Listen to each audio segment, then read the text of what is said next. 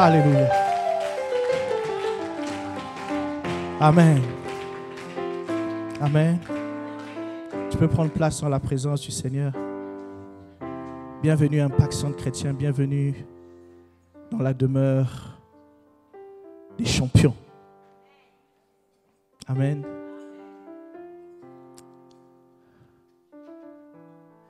Bien-aimé, je vais t'inviter à ne pas rentrer chez toi aujourd'hui avec le même cœur avec lequel tu es venu. Merci. Le Seigneur veut traiter ton cœur ce matin dans sa présence. Mais ça dépendra de toi, c'est une collaboration. Alors que nous étions en train de louer et d'adorer, je ressentais un cœur qui était bloqué, fermé, endurci. Pas parce que Dieu ne veut pas traiter, mais parce qu'on a refusé. On a dit c'est trop dur. On a dit c'est inacceptable.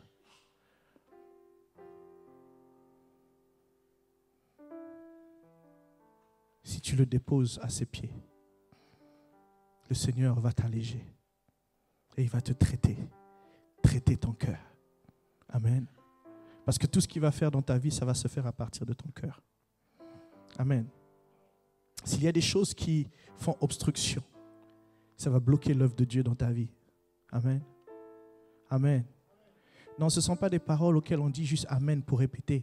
Quand tu dis Amen, ça veut dire ainsi soit-il. Ça veut dire je suis d'accord. Ça veut dire j'accepte de traiter mon cœur. Amen. Amen.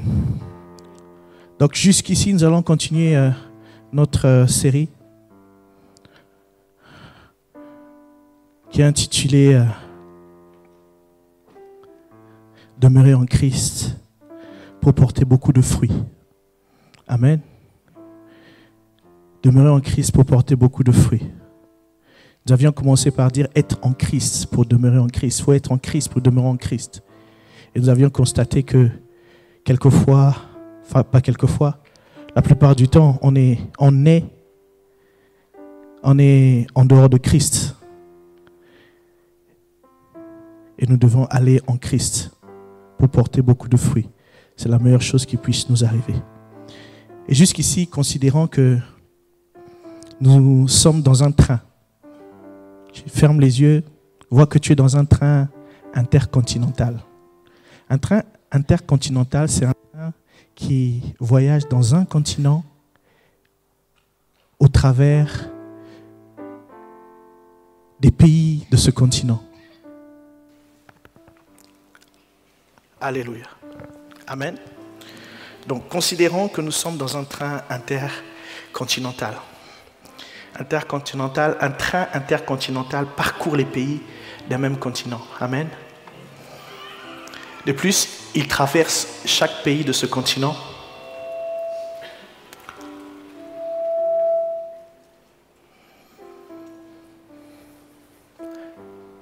Il traverse chaque pays de ce continent et il s'arrête dans chaque station ou chaque gare de chacun de ces pays. Donc nous sommes partis du pays hors de Christ. Et nous devons parcourir, et nous avons parcouru plutôt les gares de ce pays hors de Christ. Nous sommes partis de la gare des morts vivants. Parce que quand on est hors de Christ, on est mort, bien que vivant. Amen. Nous avons quitté la gare des morts vivants et nous sommes arrivés à la gare des sans-dieux. Ça veut dire que nous n'avions pas, parce que nous étions morts, accès à Dieu. Nous sommes partis de la gare des sans-dieux pour arriver à la gare de sans-Christ. Parce que pas d'intermédiaire pour accéder au Père. Et après cela, nous sommes retrouvés à la gare du royaume du malin. Parce que lorsque nous sommes sans Christ, pour nous libérer du royaume des ténèbres, nous nous retrouvons dans le royaume du malin. Puis nous avons dû nous arrêter à la gare du monde. Bon, là on est quand même descendu. Parce qu'il y avait un train légendaire à visiter. Le train de ce monde. C'est un train légendaire qui appartient à la SNCF, à la Société naturelle des chemins de l'enfer. On l'a visité Et on a trouvé que non, on ne doit pas appartenir à ce train. Et on est remonté vers le train intercontinental. Amen. Et nous avons continué notre visite, nous sommes remontés, nous avons continué notre visite vers la dernière gare du pays de hors de Christ, qui est la gare du fils de la rébellion. Arrivé là, on s'est dit non, on ne peut pas rester dans ce pays. Nous nous sommes lancés vers un autre pays. Et ce matin, je veux vous annoncer qu'on a franchi la frontière de la gare de Christ. Amen. On a franchi la frontière plutôt du pays de Christ. Et pas à pas, on va aller à plusieurs gares. La première gare du pays de Christ, c'est la gare du plus grand secret de Dieu. Le plus grand secret de Dieu. Alors au début, tu ne vas pas comprendre pourquoi je parle du plus grand secret de Dieu. Quel est le lien avec Christ? Mais au fur et à mesure que je vais élaborer, que je vais expliquer, tu vas comprendre. Mais c'est la première gare lorsque tu arrives dans ce pays de Christ. Amen. C'est la première gare à laquelle tu dois t'arrêter. Quand on dit s'arrêter, ça veut dire comprendre, te poser des questions, méditer. La gare du plus grand secret de Dieu. Qu'est-ce que j'essaie de dire? J'essaie de dire que être en Christ, c'est avant tout rentrer dans une nouvelle dispensation, dans une nouvelle administration, dans une nouvelle alliance. Amen. Être en Christ, c'est être dans une alliance qu'on appelle la nouvelle alliance, ou encore rentrer dans une dispensation qu'on appelle la dispensation de la grâce, ou encore l'administration de la grâce. Amen. Être en Christ, c'est d'abord rentrer dans une nouvelle administration, un nouveau cadre, avec de nouvelles règles de fonctionnement. C'est ce que nous devons déjà comprendre. C'est pour ça que c'est la première gare.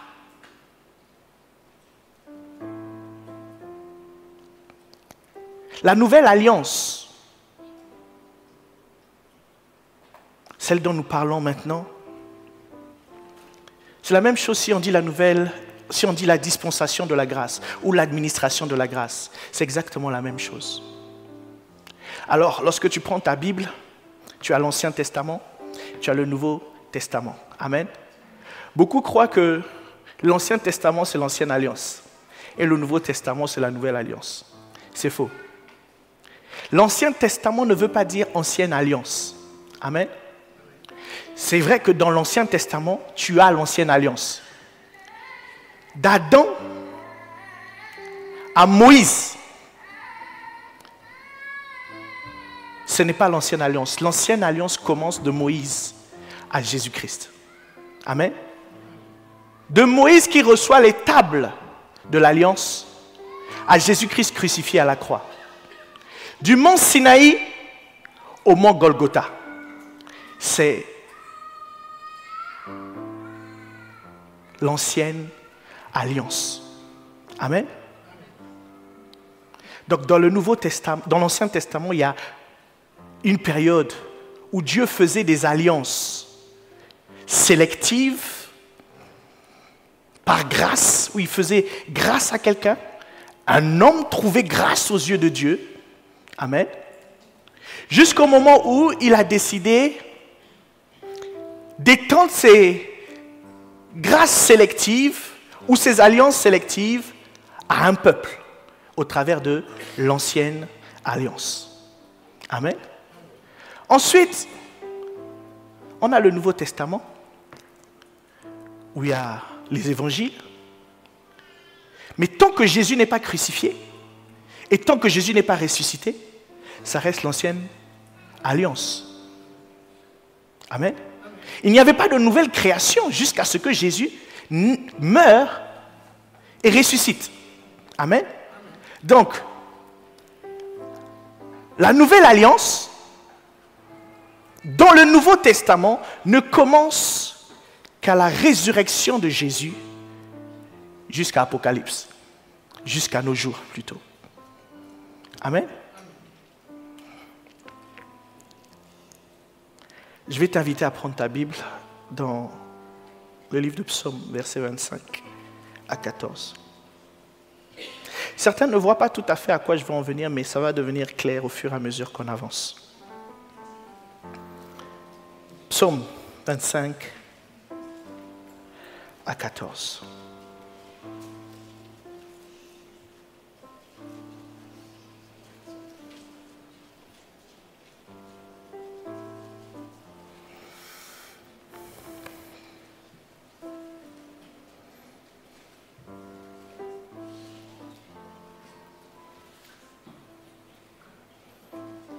Psaume 25, chapitre 25,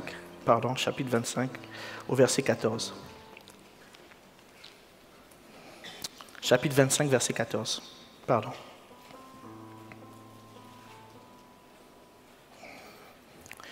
La version lui seconde dit « L'amitié de l'Éternel est pour ceux qui le craignent et son alliance leur donne instruction. » La version parole de vie dit « Le Seigneur confie ses secrets à ceux qui le respectent. Il leur fait connaître son alliance. » Amen. Dieu a des secrets. Amen. Dis à ton voisin, Dieu a des secrets. Dis à ton voisin de l'autre côté, Dieu a des secrets.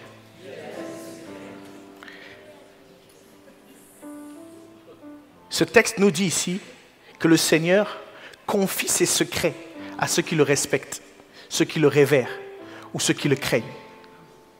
Et il leur fait connaître son alliance. Alors, pour ceux qui ont fait un peu d'orthographe ou de grammaire, on dit, il confie ses secrets à ceux qui le respectent. Il était censé dire, il leur fait connaître ses quelque chose, n'est-ce pas? Mais là, il dit, il confie ses secrets à ceux qui le respectent, mais il leur fait connaître son alliance. Amen. Ça veut dire quoi? Ça veut dire qu'il a plusieurs secrets. Quand il te les confie, ça veut dire qu'il t'a fait connaître son alliance. Amen. Ça veut dire que tous les secrets de Dieu sont contenus dans son alliance. Donc, on peut à juste titre dire que Dieu a un plus grand secret, qui est son alliance. Tu ne peux donc pas venir en Christ et ne pas connaître son plus grand secret. Amen. Parce que son plus grand secret, c'est ce qui régit. C'est à cela qui est attaché les clauses de l'alliance. Amen. Et c'est selon ces clauses-là que tu vas vivre en Christ. Est-ce qu'on est ensemble?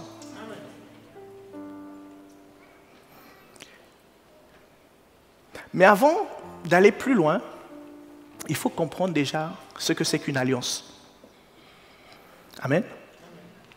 Le mot alliance vient de l'hébreu berit. B''R''I'.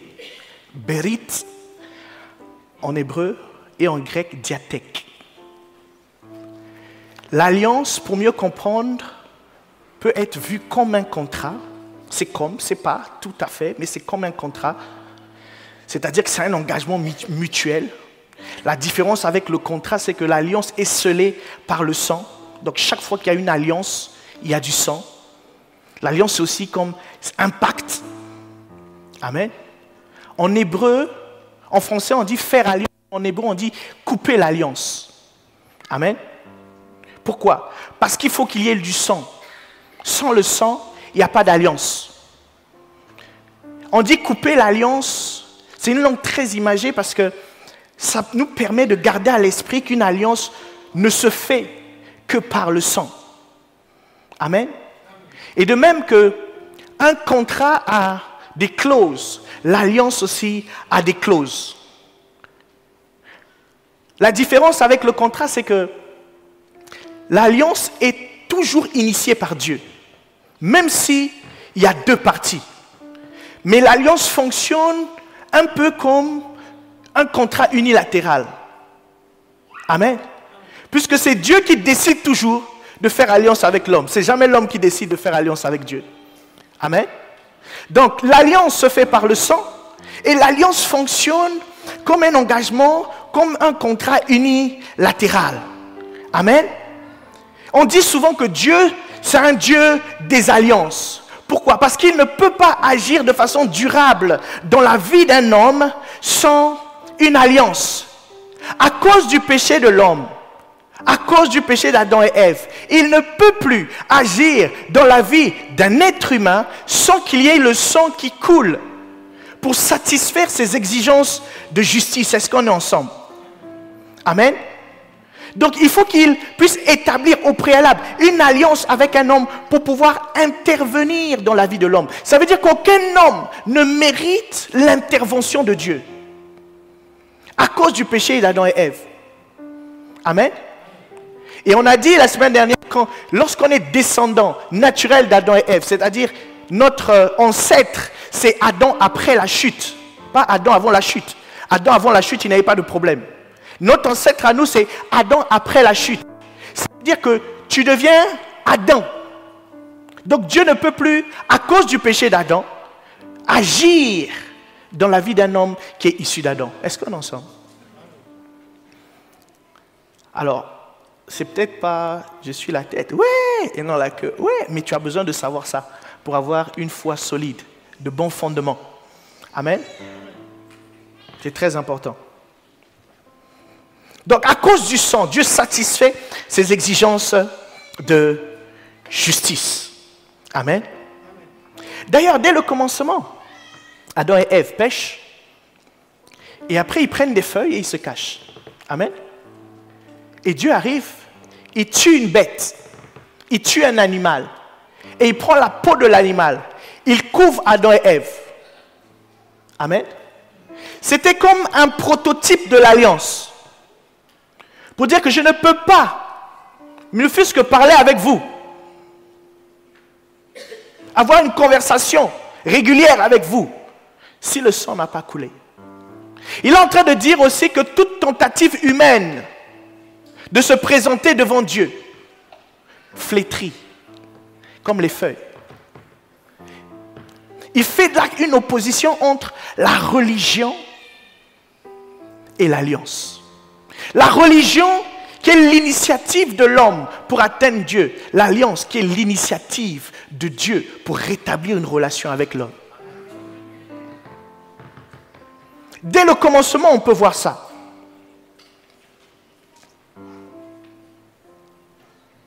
L'une des grandes spécificités de l'alliance, c'est qu'elle ne peut pas être rompue.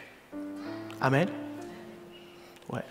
Et je rappelle, ce n'est pas notre sujet, que le mariage est une alliance. Ah, ouais. Il fallait le savoir avant d'y entrer.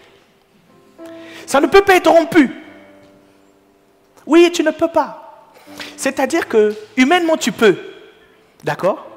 Mais même si tu t'en vas, l'un va en Chine, l'autre va à Madagascar, vous êtes toujours ensemble spirituellement. Si vous êtes mariés, donc, même si le juge a dit divorcer, tu as la grosse, le document qui montre que tu es divorcé, qui prouve que tu es divorcé.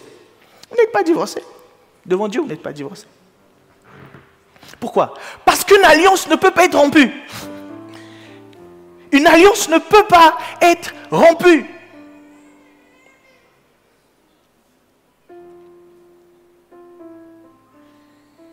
Amen. L'alliance peut se faire aussi entre deux peuples, entre deux êtres humains. On parle souvent de l'alliance entre David et Jonathan. Mais David dit quelque chose de fort. Il dit que son amour pour Jonathan est plus encore que l'amour d'un homme pour une femme. Waouh! Ça, c'est une amitié qu'on aimerait avoir, n'est-ce pas? Ou entre deux peuples. Josué avance avec le peuple d'Israël. Ils ont des victoires. Et il y a les Gabaonites qui arrivent, qui se camouflent. C'est un peuple qui habite à côté, mais ils disent, parce qu'ils sont venus habillés d'une certaine manière, avec de la nourriture sèche, pour faire croire aux Israélites, nous venons de loin, nous voulons faire alliance avec vous. Parce que nous avons appris que vous avez détruit tous les peuples qui étaient sur votre chemin. Et Josué accepte de faire alliance sur la base du mensonge des Gabaonites. Parce qu'en fait, ils habitaient à côté, ils ne venaient pas de loin. Et Dieu avait dit au peuple d'Israël qu'il devait prendre le pays, exterminer les peuples qui étaient à côté. Malgré que c'était fait sur la base du mensonge, cette alliance n'a pas pu être rompue. Amen. Prends ta Bible dans Josué 9, 16 à 21.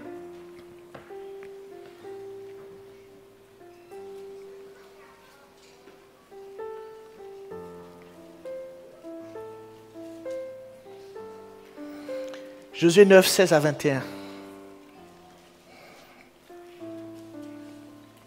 On y est?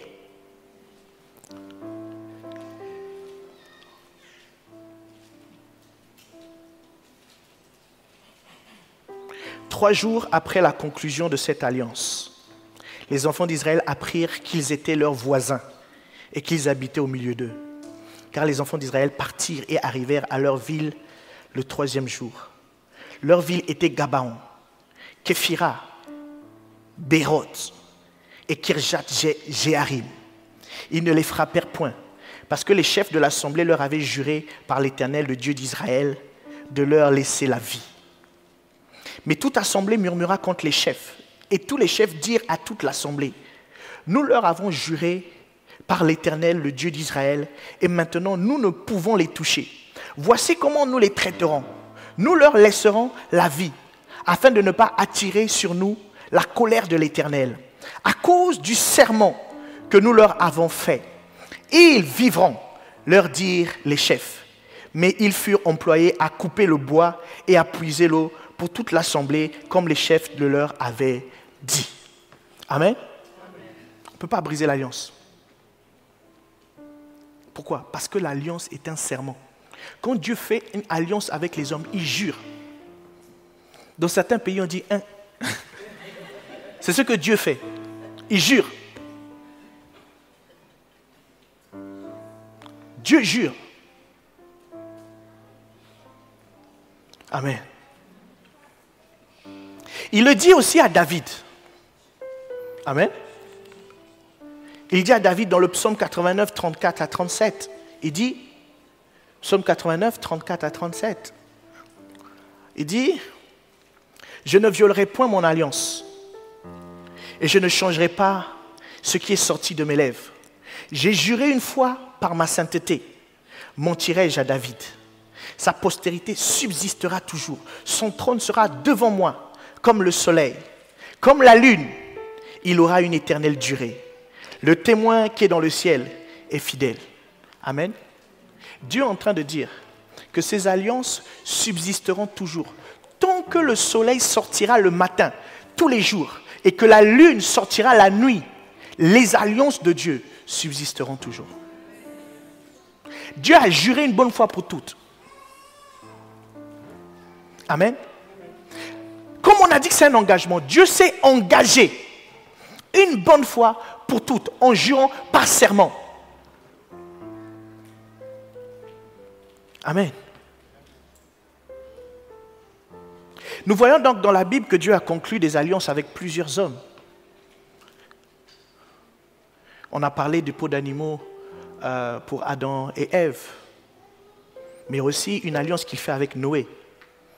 Dans Genèse 6, 18, il dit, Genèse 6, 18,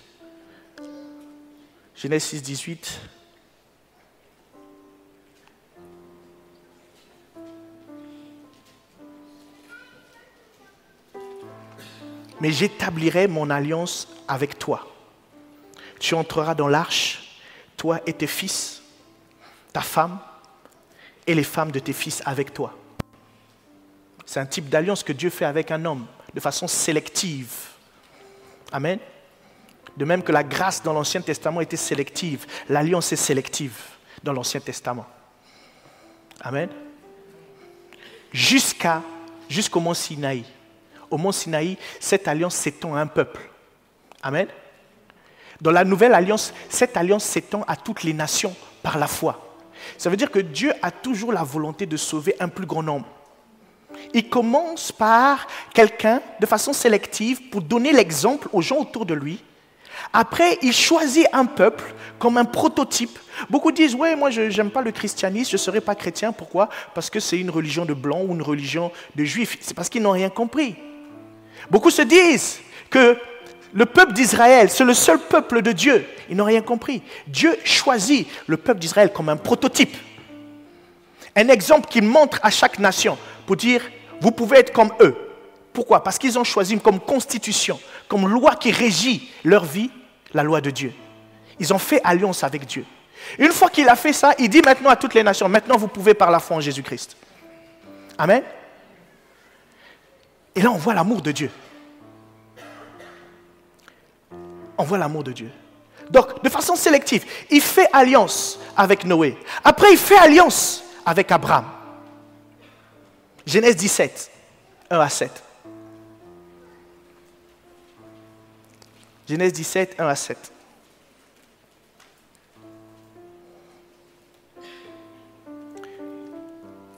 Lorsque Abraham fut âgé de 99 ans, l'Éternel apparut à Abraham et lui dit, « Je suis le Dieu Tout-Puissant, marche devant ma face et sois intègre. J'établirai mon alliance entre moi et toi et je te multiplierai à l'infini. » Abraham tomba sur sa face et Dieu lui parla en disant, « Voici mon alliance que je fais avec toi. Tu deviendras père d'une multitude de nations. On ne t'appellera plus Abraham, mais ton nom sera Abraham. Car je te rends père d'une multitude de nations. Je te rendrai fécond à l'infini.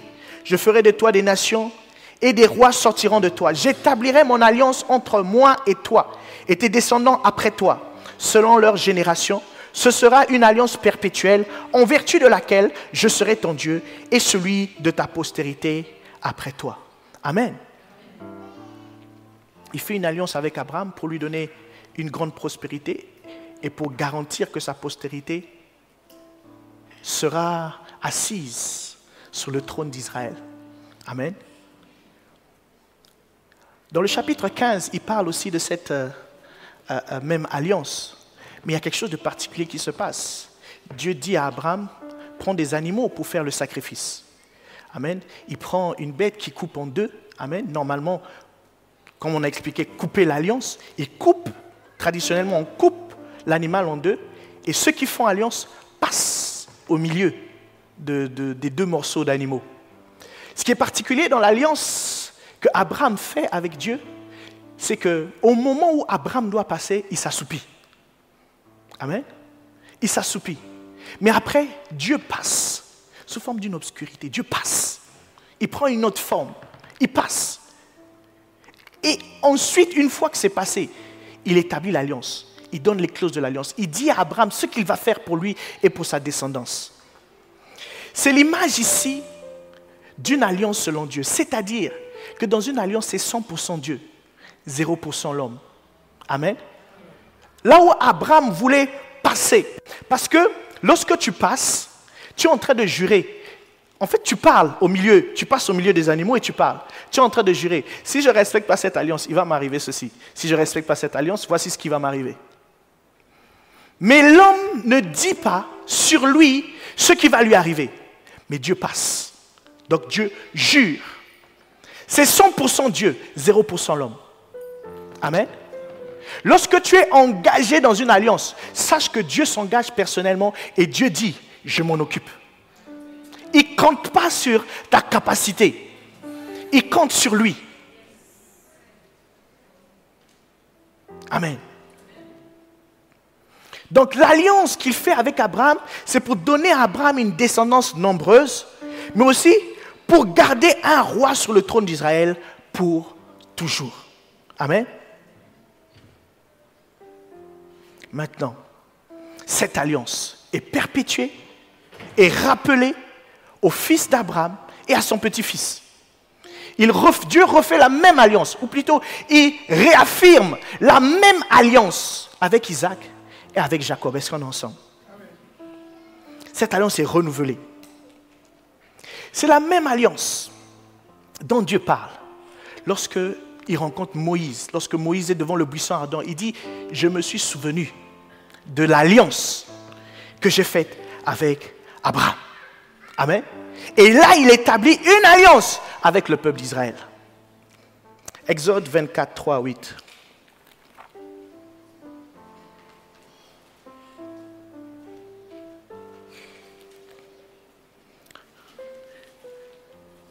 Il s'agit ici de Moïse qui redescend du mont Sinaï avec les tables de l'Alliance et qui s'apprête à faire un sacrifice. Exode 24, 3 à 8. Moïse vint apporter au peuple toutes les paroles de l'Éternel et toutes les lois. Le peuple entier répondit d'une même voix. Nous ferons tout ce que l'Éternel a dit. Moïse écrivit toutes les paroles de l'Éternel. Puis il se leva de bon matin. Il bâtit un autel au pied de la montagne et dressa 12 pierres pour les 12 tribus d'Israël. Il envoya des jeunes hommes, enfants d'Israël, pour offrir à l'Éternel des holocaustes et immoler des taureaux en sacrifice d'action de grâce. Moïse prit la moitié du sang et il mit dans des bassins et il répandit l'autre moitié sur l'autel. Il prit le livre de l'Alliance et le lut en présence du peuple. Ils dirent, nous ferons tout ce que l'Éternel a dit et nous obéirons. Moïse prit le sang, il le répandit sur le peuple en disant, voici le sang de l'alliance que l'Éternel a faite avec vous selon toutes ses paroles. Là, Dieu fait au travers de Moïse une alliance avec le peuple d'Israël. Amen. Donc, quelque part, cette alliance est la suite de l'alliance que Dieu a fait avec Abraham, de l'alliance abrahamique. Amen. Dieu fait alliance avec le peuple d'Israël. Il le fait sur le mont Sinaï. Voilà pourquoi le mont Sinaï est le symbole de l'ancienne alliance. Et que le mont Golgotha est le symbole de la nouvelle alliance. Est-ce qu'on est ensemble? Après cela, Dieu renouvelle son alliance à qui? David, descendant d'Abraham. Amen. On l'a lu dans Psaume 89, mais on peut le relire, 34 à 37, je le lis. Je ne violerai point mon alliance et je ne changerai pas ce qui est sorti de mes lèvres. J'ai juré une fois par ma sainteté, mentirai-je à David. Sa postérité subsistera toujours. Son trône sera devant moi comme le soleil, comme la lune. Il aura une éternelle durée. Le témoin qui est dans le ciel est fidèle. Amen. C'est comme une continuité de l'alliance abrahamique. Amen. C'est comme une préparation du règne de Christ sous une autre dispensation. Amen. L'alliance davidique, celle faite avec David, réaffirme l'alliance avec Abraham. Confirme à David que ta postérité sera toujours assise sur le trône. Amen. Et prépare le retour de Jésus. Amen. Tous ces personnages dont je viens de parler ont trouvé grâce devant l'Éternel. Amen. Sauf que toutes ces alliances trouvent accomplissement en Jésus-Christ au travers de la nouvelle alliance. Amen. Qu'est-ce que j'essaie de dire? J'essaie de dire que tout ce que Dieu voulait faire en concluant une alliance avec chacun de ces personnages, amen, il le fait encore mieux dans la nouvelle alliance, en Christ Jésus. Amen. Donc, tout ce qu'il a promis à Abraham, à Isaac, à Jacob, à David, tu le retrouves dans la nouvelle création. Tu les retrouves en Christ, mais disponibles pour la nouvelle création. Pour toi et moi. Amen. Ce n'est qu'en Jésus-Christ que cela est applicable à nous. Amen. Parce qu'en fait, c'est Jésus-Christ qui est descendant d'Abraham, d'Isaac, de Jacob, de David. Amen. À partir du moment où l'Esprit de Jésus-Christ vient habiter en nous, nous devenons en Christ Jésus, héritier spirituel d'Abraham. Donc ce n'est qu'en cela que nous devenons peuple de Dieu. Amen. Ce n'est qu'en cela que nous devenons héritiers de ces alliances. Nous verrons plus tard dans quel cadre, comment Dieu le manifeste dans la vie de la nouvelle création que nous sommes. Amen. Alors, l'ancienne alliance était comme un pédagogue. L'ancienne alliance a montré ses limitations, son incapacité à justifier l'homme, à rendre l'homme parfait aux yeux de Dieu. L'ancienne alliance était comme quelque chose qui devait préparer la nouvelle alliance. L'ancienne alliance était comme un pédagogue qui devait enseigner à l'être humain, ou bien emmener l'être humain à comprendre qu'il ne peut rien de par lui-même. Amen. Qu'il est incapable. En fait, c'est ce que Paul dit, par exemple, dans Romains 7. À la fin de Romains 7 jusqu'à Romains 8, il dit « Qui me délivrera ?» Je vois une loi différente dans mon être. Je n'arrive pas à marcher selon la justice de Dieu, selon la loi de Dieu. C'est un peu la réalité auquel toi tu as fait face. Lorsque tu as commencé à vouloir marcher selon la parole de Dieu, tu te rends compte que tu n'arrives pas. Comme s'il y a une loi qui est différente. Comme s'il y a quelque chose en toi qui le rend impossible de se conformer aux règles de Dieu, à la parole de Dieu. Tu arrives à cette conclusion. Quand tu arrives à cette conclusion, c'est que tu es en avance. Amen. Généralement, quand on arrive à cette conclusion, on se dit non, il y a un problème. Dieu est capable. Il pourrait le faire. Mais je n'arrive pas. Si tu arrives à cette conclusion, c'est que tu as avancé. Parce que l'ancienne alliance avait pour objectif de nous emmener à arriver à cette conclusion-là. C'est-à-dire, je n'y arrive pas. De moi-même, je ne peux pas. De sorte que tu ne comptes plus sur toi. Amen. Et que tu commences à compter véritablement sur Dieu. L'ancienne alliance te demande de te conformer. Amen. Mais la nouvelle alliance au travers de Jésus-Christ pourvoit. Elle te donne pour te conformer. Est-ce qu'on est ensemble? L'ancienne alliance, il y a la demande. Dans la nouvelle alliance, il y a l'offre au travers de Jésus-Christ. D'où l'importance de l'œuvre parfaite, complète et achevée de Christ à la croix. Est-ce qu'on est ensemble? Bien-aimé, tu dois comprendre ça.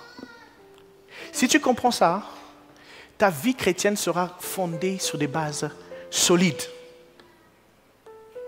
Amen.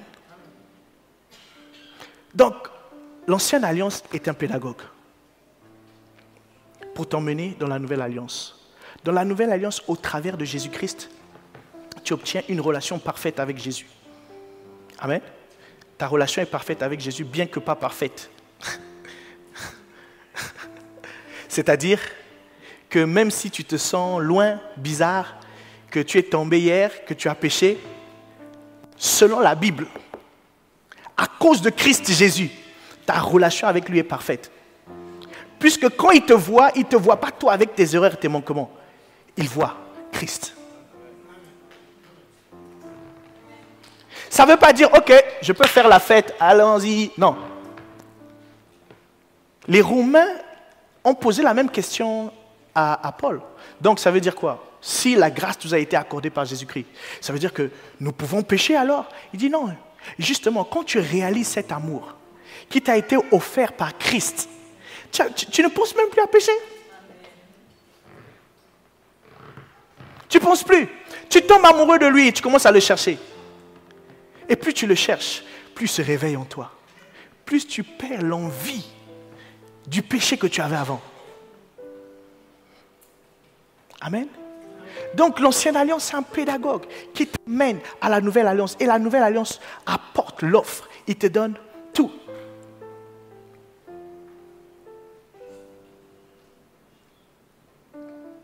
Est-ce qu'on est ensemble?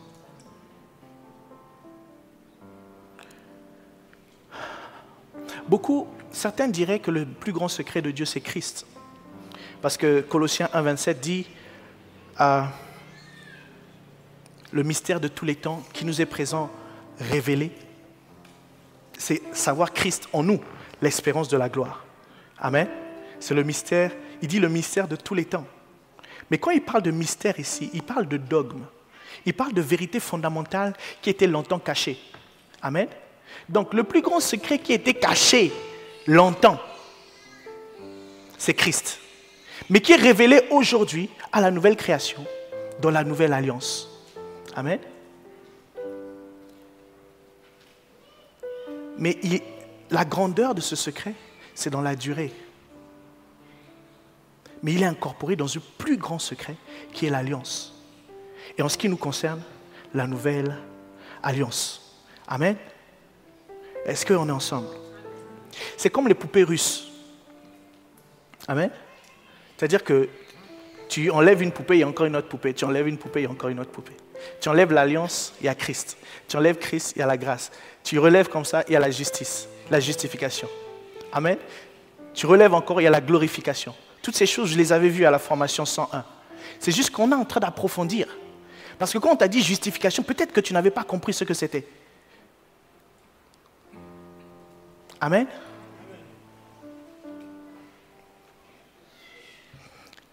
Donc lorsqu'on parle de l'ancienne alliance, généralement, on fait référence à la loi. Amen. Lorsqu'on dit la loi, on fait référence à une autre administration. L'administration de la loi, l'administration des œuvres. Amen. Je fais pour obtenir. Mon action est la racine. Amen. Et ce que j'obtiens, la bénédiction que j'obtiens, est le fruit. Ce qui n'est pas la même chose dans la nouvelle alliance. Dans la nouvelle alliance, ce que Christ a accompli à la croix, c'est la racine. Amen. Et ce que moi je manifeste, c'est le fruit. Amen. Ce n'est pas la même chose. Ça veut dire que je vais quand même manifester. C'est-à-dire qu'on va quand même voir mes œuvres. Puisque la foi sans les œuvres est une foi morte. Sauf que mon œuvre est le fruit de ce que Christ a obtenu à la croix. Amen. C'est très important. Pourquoi on parle de ces choses? Parce que beaucoup sont en Christ, mais ils ont un pied au mont Sinaï, un autre pied à Golgotha. Tout est mélangé en fait.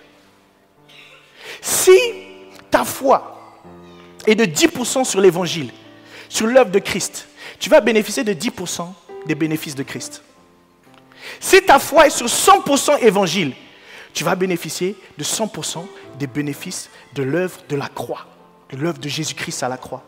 La raison pour laquelle beaucoup de chrétiens n'y arrivent pas, malgré qu'ils ont prié, malgré qu'ils sont venus à l'église, qu'ils ont servi Dieu, c'est parce que leur foi n'est pas complètement mise sur la bonne nouvelle, complètement mise sur l'œuvre achevée, parfaite de Jésus-Christ à la croix. Et beaucoup vivent 10% de bénéfices. Pourquoi? Parce qu'ils n'ont pas une connaissance, une révélation plutôt, grandissante de Christ. Une révélation grandissante de ce que Christ a fait à la croix. Une révélation grandissante de la nouvelle administration, dispensation dans laquelle il se trouve. Amen. C'est très important. L'objectif aujourd'hui, c'est de t'emmener à avoir 100% de fruits, nouvelle création, 100% de fruits, nouvelle alliance, 100% de fruits, Christ. Aujourd'hui, tu dois reconnaître que quand je suis en Christ, je suis dans une nouvelle administration. Quand je suis en Christ, je suis dans une nouvelle alliance qui n'est pas fondée sur les œuvres, mais qui est fondée sur la foi en la grâce que Dieu nous a donnée. Amen. Être en Christ, c'est une nouvelle administration qui ne fonctionne pas de la même manière que l'ancienne alliance. Est-ce qu'on est ensemble?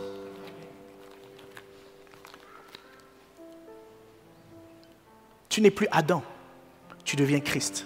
Il n'y a que deux êtres humains qui existent, il y a Adam et il y a Christ. Tu deviens Christ. Amen. La loi est un circuit fermé. C'est-à-dire que sur les 10 commandements, il suffit que tu n'obéisses pas à un seul pour ne pas obtenir les bénéfices de tous les commandements. Amen. Mais il n'y a aucun être humain qui était capable de le faire. Obéir à tous les commandements.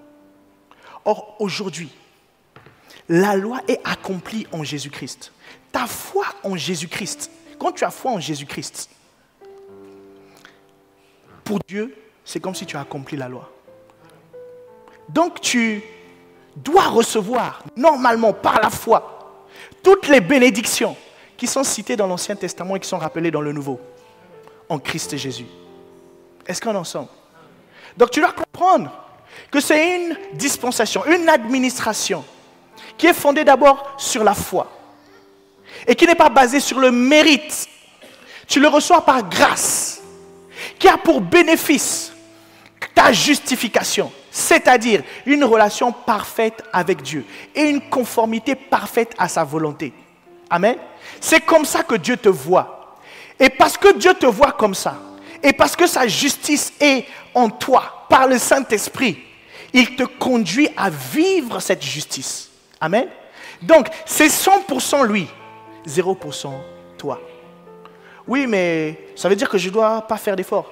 Les efforts que tu fais ne sont que le résultat de ta foi. Amen. Pourquoi? Vous avez remarqué que tu peux changer la vie de quelqu'un si tu changes sa croyance, n'est-ce pas? Amen. Si quelqu'un croit qu'ici il y a un mur qui ne peut pas traverser, il ne traversera jamais. Amen. Donc la croyance de quelqu'un, c'est ce qui formate sa vie. La croyance de quelqu'un, c'est ce qui change, transforme sa vie. Amen. Si tu crois pleinement en cette nouvelle administration avec ces nouvelles clauses, lorsque tu es en Christ, tu vivras les 100% des bénéfices de Christ. Amen. Ça doit être par la foi qu'on accède à ces choses. Amen. Voilà le plus grand secret de Dieu, l'alliance, l'administration. La nouvelle administration qui est la nouvelle alliance sur laquelle on se trouve. Aujourd'hui, si tu n'es pas encore entré dans cette nouvelle alliance, par la foi en Jésus-Christ, je vais t'inviter à lever la main et nous allons t'accompagner.